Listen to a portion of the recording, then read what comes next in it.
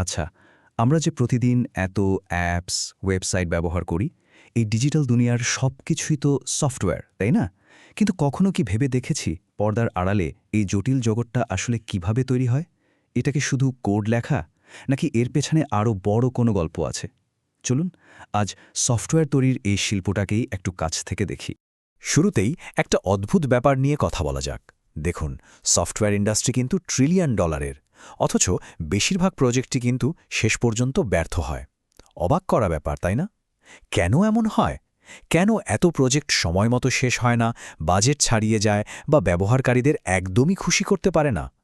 এই কেনর উত্তরটা কিন্তু লুকিয়ে আছে সফটওয়্যারের ইতিহাসের ভেতরেই।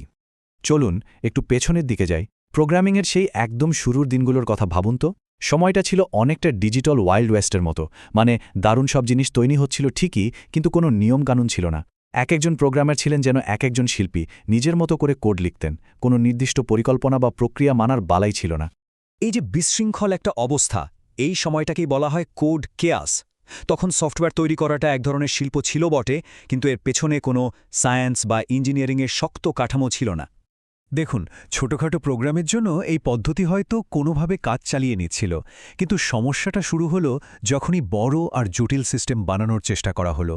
আর ঠিক তখনই পুরো কাঠামোটা যেন হুড়মুড় করে ভেঙে পড়তে শুরু করল। আর এই একের পর এক ব্যর্থতাই ইন্ডাস্ট্রিকে একটা বিরাট সংকটের দিকে ঠেলে দিচ্ছিল। এই বিশৃঙ্খলার ফলে যে ভয়াবহ পরিস্থিতিটা তৈরি হল, বিশেষজ্ঞরা তার একটা নাম দিলেন, সফটওয়্যার ক্রাইসিস বা সফটওয়্যার সংকট। চলুন, এই সংকটটা আসলে ঠিক কী ছিল তা একটু ভেঙে দেখা যাক। এই ছবিটা দেখলেই সংকটটা খুব সহজে বোঝা যায়। দেখুন, একদিকে সফটওয়্যারের চাহিদা আর জটিলতা রকেটের গতিতে বেড়েই চলেছে, কিন্তু অন্যদিকে আমাদের টুলস, কাজ করার পদ্ধতি আর কর্মীদের দক্ষতা, সেগুলো সেই পুরনো জায়গাতেই আটকে ছিল।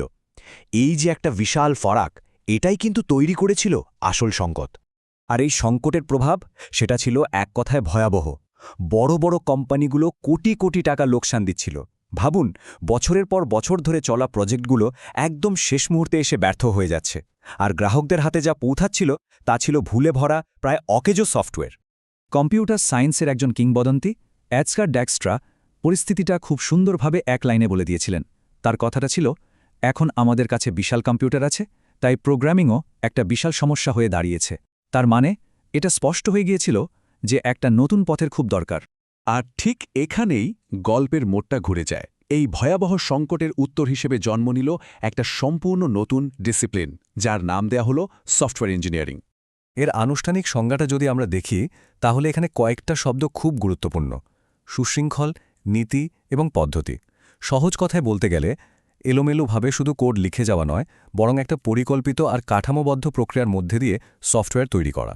এর মানে কিন্তু সৃজনশীলতাকে আটকে দেওয়া নয়, একদমই না, বরং সৃজনশীলতাকে একটা ঠিকঠাক পথে চালিত করা, যাতে দিন শেষে একটা নির্ভরযোগ্য আর টেকসই প্রোডাক্ট তৈরি করা যায়। কিন্তু প্রশ্ন হল, সফটওয়্যার ইঞ্জিনিয়াররা এই শৃঙ্খলাটা আনেন কিভাবে? তাদের মূল অস্ত্রটা কি? আচ্ছা, তাদের মূল অস্ত্র হলো একটা প্রমাণিত ব্লুপ্রিন্ট বা নকশা, যেটা পুরো প্রক্রিয়াটাকে ভুলি দেখায়। এই ব্লুপ্রিন্টটাকেই বলা হয় সফটওয়্যার ডেভেলপমেন্ট লাইফ সাইকেল, বা সংক্ষেপে এসডিএলসি। এর মূলত 4টে ধাপ। প্রথম ধাপ হল রিকোয়ারমেন্টস, মানে ঠিক কি বানাতে হবে সেটা খুব ভালোভাবে বোঝা। এরপর আসে ডিজাইন, মানে যা বানাতে হবে সেটার একটা নিখুঁত নকশা তৈরি করা। 3 নম্বর ধাপে আসে টেস্টিং, মানে যা বানানো হলো তা ঠিকঠাক কাজ করছে কিনা সেটা খুব কঠোরভাবে পরীক্ষা করা। আর সব শেষে হলো মেইনটেনেন্স, মানে সফটওয়্যারটা চালু রাখার পর সেটার দেখভাল করা আর প্রয়োজনে আপডেট করা। এই যে একটা কাঠামোবদ্ধ প্রক্রিয়া, এটাই কিন্তু সফটওয়্যার সংকটের সেই সমস্যাগুলোর সরাসরি সমাধান। এটা বিশৃঙ্খলাকে শৃঙ্খলায় নিয়ে আসে আর অনিশ্চয়তাকে একটা পূর্বাভাসযোগ্যতায় বদলে দেয়। তাহলে এই সবকিছুর আসল মানেটা কি দাঁড়ালো? কেন এটা এত গুরুত্বপূর্ণ? এর আসল তাৎপর্য হলো, এটাই কিন্তু একজন সাধারণ কোডার আর একজন পেশাদার সফটওয়্যার ইঞ্জিনিয়ারের মধ্যে মূল পার্থক্যটা তৈরি করে দেয়। বিষয়টা আরও ভালোভাবে বোঝার জন্য একটা ব্রিজ বা একটা বড় বিল্ডিং বানানোর কথা ভাবা যাক। আচ্ছা, কোনো রকম পরিকল্পনা ছাড়া কি একটা মজবুত ব্রিজ বানানো সম্ভব? একদমই না। ঠিক তেমনি একটা সুশৃঙ্খল প্রক্রিয়া ছাড়া নির্ভরযোগ্য সফটওয়্যার তৈরি করাও অসম্ভব। হ্যাঁ, একটা ব্রিজ চোখে দেখা যায় আর সফটওয়্যার অদৃশ্য, কিন্তু দুটোর পেছনের যে পেশাদার শৃঙ্খলা, সেটা কিন্তু একই। দুটো ক্ষেত্রেই পরিকল্পনা, ডিজাইন, নির্মাণ আর পরীক্ষার মতো ধাপগুলো থাকে। তবে একটা বড় পার্থক্যও আছে। সফটওয়্যারকে কিন্তু খুব সহজে বদলানো বা আপডেট করা যায়, যেটা আমরা একটু আগেই এসডিএলসির মেইনটেন্যান্স ধাপে দেখেছিলাম। আর এখানেই আমরা আজকের আলোচনার সবচেয়ে গুরুত্বপূর্ণ পয়েন্টে চলে এসেছি। আখির কি সেই একটা জিনিস যে একটা সাধারণ প্রোগ্রামকে একটা সম্পূর্ণ পেশাদার সফটওয়্যার প্রোডাক্টে পরিণত করে?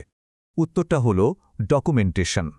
ভাবুন তো, একটা পেশাদার সফটওয়্যার মানে কিন্তু শুধু কোডের সমষ্টি নয়। এর মানে হলো কোড এবং তার সাথে থাকা সমস্ত পরিকল্পনা, ডিজাইনের নকশা আর ব্যবহারকারীর জন্য সব নির্দেশিকা। এই সব কিছু মিলেই একটা প্রোগ্রামকে সত্যিকারের নির্ভরযোগ্য আর টেকসই সফটওয়্যারে পরিণত করে। তাই বলা যায়, ডকুমেন্টেশন ছাড়া কোড শুধুই কোড, একটা পূর্ণাঙ্গ সফটওয়্যার নয়। শেষে একটা প্রশ্ন রেখে যাওয়া যাক। আর্টিফিশিয়াল ইন্টেলিজেন্স বা এআই তো এখন নিজেই কোড লিখতে শুরু করেছে। তাহলে সফটওয়্যার ইঞ্জিনিয়ারিংয়ের ভবিষ্যৎ কি হতে চলেছে? এআই এর তৈরি কোডের বিশৃঙ্খলা সামলানোর জন্য আমাদের কি আবার নতুন কোনো ইঞ্জিনিয়ারিং নীতির প্রয়োজন হবে? ব্যাপারটা কিন্তু বেশ ভাবনার, তাই না?